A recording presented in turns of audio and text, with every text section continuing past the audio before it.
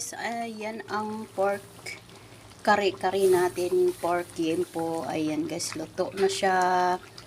Ayan, pinalambot ko muna yan kanina, pinakuluan at inano ko siya na pinirito ko siya sarili niyang mantika. Ayan guys, at doon na ako naggisa ng bawang sibuyas yung sarili niyang mantika sa pork yempo. Ayan guys, at nilagay na natin yung puso ng saging at yung pichay. Yun ang gulay natin, wala nang iba, yan lang ang nilagay ko kasi yun ang request ni Mr.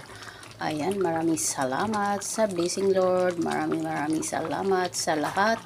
At huwag niyong kalimutan si Joy i-subscribe sa YouTube, Joylyn Lovia, at sa Facebook, Joy Amarelia. At bye bye, God bless you all. Ingat po tayong lahat, gandang hapon, good afternoon everyone, good morning sa lahat. Bye bye, God bless you all.